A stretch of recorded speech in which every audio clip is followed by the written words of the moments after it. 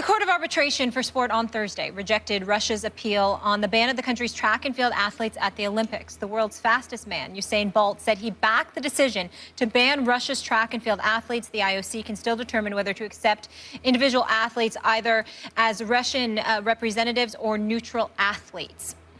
Claudia, I want to start with you here. What's your reaction? It's way overdue. Let's talk about this. This has been going on forever. Systematic doping, not only in Russia, many countries. As a matter of fact, I've known athletes very closely as a young athlete myself. They've been trying this since pre-puberty because they are honed to become these amazing athletes. Now, is it late? No, it's about time. Now, is all this testing relevant? Not really, because they're so far behind. Now, is Russia the only country that should be scrutinized and looked a little closer? No. There's a whole lot of countries that are doing it because, again, it's readily available. The process for doping is so far advanced compared to the process of testing that by the time they catch up, it's already too late. They're already obsolete. Case in point, Tour de France. It took them forever to catch up. Now, is it only track and field? No, let's look at wrestling. Let's look at weightlifting. Let's look at swimming. It's across the board. It's really an epidemic. So at this point in time, I feel really bad for these guys that were actually clean or tested clean because, you know, we still need to know all those sample Bs that were never opened. Because the scandal is not only that they tested positive, is that protocol was not followed. And across the board, I know firsthand, I've seen it.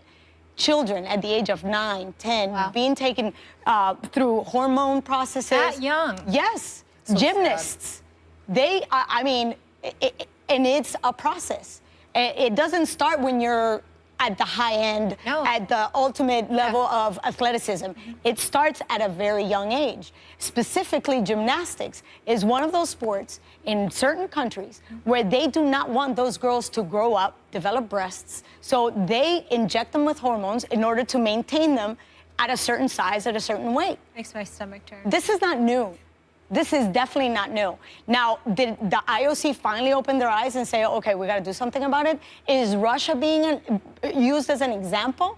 Absolutely. Is it fair? No. But again, you got to start somewhere. It is so sad. It is.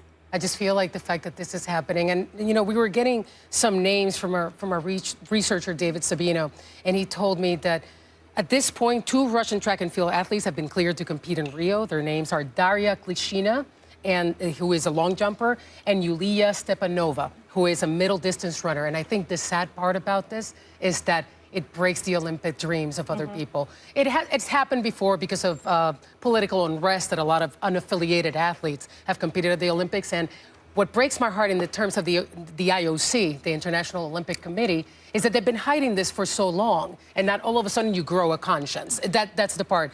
But my admiration of the IOC, it's kind of weird, right? Puerto Rico, being a territory of the United States, is usually not allowed to compete in most international competitions by itself, most of the athletes. But the IOC recognizes Puerto Rico as an individual country, and, you know, Puerto Rico has won medals, so the Olympics for me were so special. It was the only time I got to see athletes from Puerto Rico carry a flag instead of doing it under the flag of the United States. So that was interesting. So to see the IOC, who is a governing body that I sort of have a very, very soft spot for, all of a sudden grow in a conscience, it seems a little bit disingenuous to me. Like you said, Claudia, it's happened for so long, now we're gonna care. So I know those comments from some of them who are, you know, from some Russian members of the Olympic Committee are saying this is politically motivated, this is just not true, like, why are you guys doing this? And I love it. They called it, thank you very much, everyone, for the funeral of athletics. Like, this is what the Russia sports minister, and actually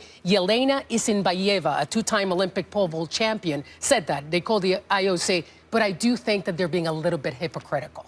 Just a little bit. When you use the word sad, and I think what's sad is you have 68 Russian track and field athletes. Now you only have 2 that are going to be allowed to compete individually without the affiliation, of course. So they're not representing Russia. Right, which I think one of my favorite things in watching, I don't know about you guys, but watching the Olympics is the opening ceremonies and how the countries come out and as you said, the athletes, they're so prideful, they're wearing the flags in their special uniform. It's going to be interesting to see how do these 2 athletes walk out for that opening. That's going to be interesting to me. But you're telling me out of the 68, right? I said 68, that they're all doping? Why is it that in one of these, by the way, Yulia Stepanova, okay, she's the whistleblower, by the way. So And she's allowed to run. Because she was the whistleblower. So okay, she's one of the individuals who are allowed to participate. I don't think it's fair. I find it hard to believe that all 66 remaining Russian track and field athletes are doping. Like what? How do you do individual testing now to weed those out? Something has to be done, because you've got to, and keep in mind, we're talking about, understand what it takes to be an Olympic athlete, the commitment. You talked about gymnastics. I've had several friends that were gymnasts who, like, you live away from your family so that you could be near a, like, there are sacrifices that families make, that athletes make for this dream. This isn't like, and we've been talking about it because of, you know, the professional golfers who aren't going to go to Rio, right? Because they're afraid of Zika. Well, they still, Spieth, Rory, Day, they're professional golfers. It's much different when you're talking about an athlete who doesn't have that professional kind of stage to perform in, and this is it for them. Do you think they shouldn't be banned? So what I'm saying is I'm sure that out of the 66, because now there's 2, right? I'm sure out of the other 66 that they're all not doping. If you're, I'm going to take the Kool-Aid away. Really? Yeah, stop the Kool-Aid. Really? Oh, They're all doing isn't that a huge assumption, though, Claudia? To sit here, it's a fair assumption. It's a fair assumption. Really, you think that's fair? It's a fair assumption, and I'm going to tell you why. Just because there's a whistleblower, she's not clean. Just because she's clean now, it doesn't mean she wasn't participating in the process. I'm telling you right now. So you're saying that you believe that every single track and field athlete for Russia, I'd say at least 90%. Okay, but still. At least 90%. So still, all right. So now you've got that 10. But now we have now you've got that 10%. Those are the ones you're hurting for. That I am hurting for, because this is a sacrifice. I get it. Yes. And we know this is every year. Yes. And you. But this is your life. This is qualify. everything. These are dreams. These are people's dreams. But hang tight. You said something very, very important. They've sacrificed everything, and the sacrifice comes at a cost. And that cost comes with whatever it takes to make it. I am going to do it, and I hate to say it, it's an unwritten rule. If you ain't cheating, you're not trying. And I'm gonna the sad part is I'm not condoning it. Yeah. It's just a reality. That's what it takes. It's a reality. I come from an era where I remember a 100-meter dash that was being ran in 10, maybe a little bit over 10 seconds. They've shaved off to 9.93, 9.92. I'm sorry, but that doesn't happen naturally. There is no way. Mind you, I've never performed at that level we can't at all. also make a broad assumption that every Olympic athlete is doping. No. I will not stand for that practice. I understand, but I'm saying those people that do it, and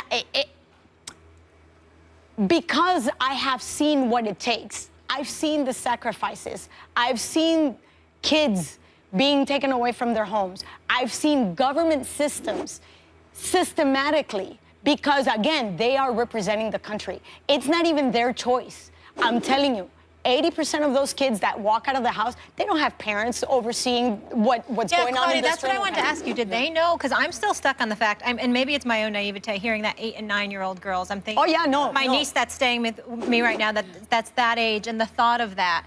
And again, I didn't know that it was happening at that young of an age. And when you're 18 plus, it's your decision, whatever you want to do to the body and the side effects. But I'm just thinking of their development, prepubescent, and all the detriments that can create to them. Most of them, they have no clue. So the parents don't. The parents don't know. But again, do the kids even know what they're doing? None of them. But again, it's even if they did understand or had an idea or an inkling, my child is going to represent my country. So what's more important at that point in time? And we go back to, this is a great platform for me to move on to bigger and better things. So when we're talking about third world countries where we don't have access to Major League Baseball, to NFL, we don't have access to those professional established leagues, being an Olympian is the highest degree in athleticism. So if it's going to take for a guy to say, you know what, you just take this little pill, or you know what, I'm just going to give you a B12 shot. Yeah. What are they going to say, no? I completely, it's not that I am sitting here pretending this isn't happening. And obviously, your personal experience with it, I was never even close to being an Olympian. I mean, in anything. No, me either. I never did. Maybe playing chess. If playing chess was an Olympic sport, I'd win. But it's not really. So I defer to you, in terms of that. But I also can't stand with cheating that every single. I can't do that. And my favorite part of this is when the conspiracy theories come in. And because in 1984, I was just looking at when Russia didn't, as we well know, they boycotted the 1984. In the absence of the then USSR, the U.S. medal count skyrocketed. It went to 174. And then when the Soviets started competing, it went down to 94. So it's not only, the competitive balance also changes in the Olympics without the Russian athletes, and that's so sad. And the fact that we are casting this global blanket on all these Olympics, and that's where Anita's point comes in. The fact that now we think that every Russian athlete is a doper, it's so sad. You know what? So their hard work, I understand. And that's the sad part, because I was in the Olympics in 2000, actually 96, 2000, 2004. Yeah. And you can see the difference between these kids that come for the first Olympics to the second Olympics. I've had a chance to see kids coming for a third Olympics. Yeah. You can see the difference. And steroids or doping in general will actually enhance, but it doesn't give you the genetic benefit or that predisposition to be at the elite. And I'm going to defer to baseball. We could argue till we're blue in the face. Can steroids really help you with eye-hand coordination? Not really. Does it help you with a bigger bat, the recovery period? Absolutely.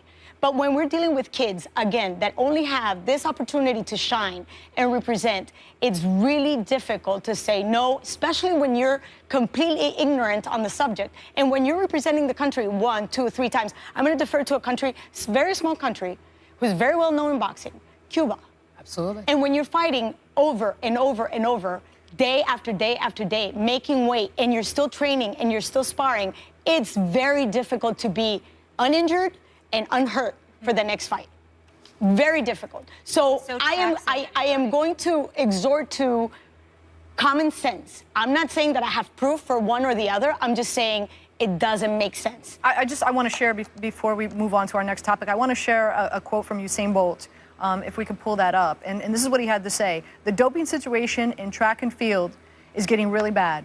And if you if you feel like you need to make a statement, then thumbs up. This will scare a lot of people. It'll send a strong message that sport is serious. Yes. Now, again, I'll go back to the fact that I don't believe that all 68 Russian track and field athletes are doping. I do believe that there are a few in this bunch that, unfortunately, their dreams are getting destroyed. But I understand what Bolt is saying. He's saying that maybe this decision needs to be made for the greater good. Yes. In regard to what could happen. The innocent will suffer for the guilty. But at the end of the day, I still think it's very sad. It's sad. I understand. Of course, for more reasons than one. And again, this is why I said I had so much fun doing the show with you guys yesterday, because it's such unique perspectives and diverse perspectives, and I really appreciate it. And thank you for sharing your story there with that as well. Up next, we're going to stay with baseball. Your wheelhouse, Marley. Alex Rodriguez is ranked 21st all-time best player in ESPN.com's MLB rank. Is there a problem with this? I think you might have been involved. Hashtag love. Nothing.